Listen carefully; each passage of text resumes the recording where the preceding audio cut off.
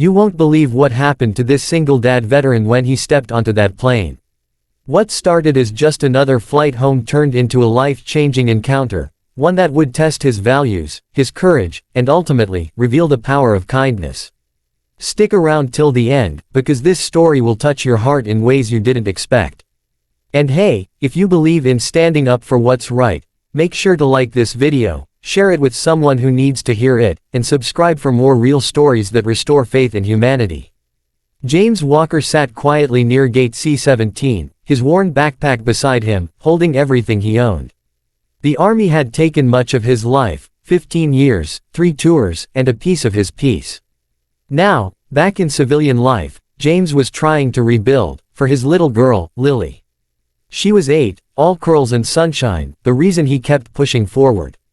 They were heading home after visiting his late wife's grave on her birthday, a tradition he never missed. James wasn't the kind of man to complain.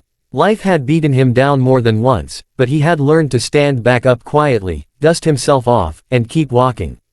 The flight that day was supposed to be simple, a few hours in the air, then home to their small apartment where Lily's drawings covered the fridge and her laughter filled the silence he once feared. As they boarded, James noticed a young woman, maybe late 20s, struggling to make her way down the aisle. She clutched her boarding pass and carry-on, her eyes darting nervously. When she reached her assigned seat, a man in a business suit was already sitting there, scrolling through his phone. "Excuse me," she said softly. "I think you're in my seat." The man barely looked up. "It's open seating," he muttered. She frowned, showing him her ticket. "Actually, it's assigned 14B. He sighed dramatically. "Look, lady, can you just take another seat? I need the aisle for my legroom." James could see the discomfort in her face. Other passengers watched but stayed silent. She tried again, her voice shaking a little.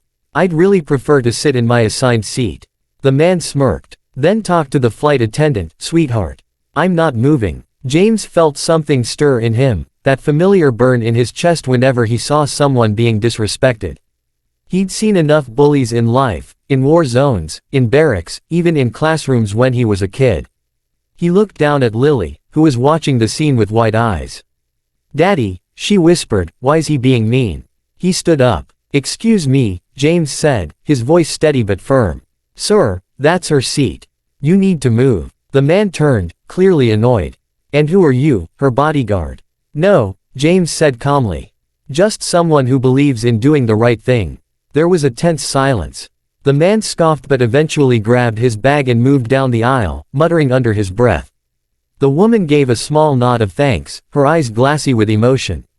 As the plane took off, Lily offered the woman a piece of her candy. "You can have it," she said sweetly. "Daddy says sharing makes sad days better." That made the woman smile.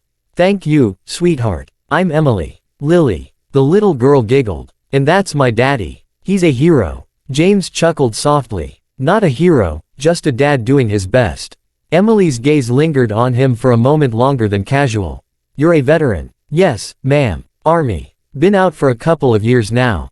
She nodded thoughtfully. "Thank you for your service.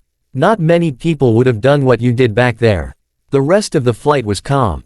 They talked about family, about life after service, about how hard it was to fit back into a world that moved too fast. Emily shared that she was heading home from a work trip, and though she didn't say much about her background, there was something refined about her, polite but reserved, like she carried a weight she didn't often share. When they landed, James helped her with her luggage, and she thanked him again. "You really didn't have to stand up for me," she said. "Yes, I did," he replied simply. "My daughter was watching. I want her to see what respect looks like." She smiled softly. "Then she's got a good father." They parted ways, and James thought that was the end of it. But fate had a different plan. 2 weeks later, he got a call from a number he didn't recognize. "Mr. Walker," came a familiar voice. "This is Emily Parker. I hope you don't mind me calling. I got your number from the airline's lost and found desk. You accidentally left your veteran's ID in the seat pocket." James rubbed his neck, embarrassed. "Oh, wow, I didn't even realize. Thank you so much." "There's actually another reason I called," Emily said hesitantly. "Do you and Lily have plans this weekend?" When he said they didn't, she invited them to a local event, a military family appreciation picnic.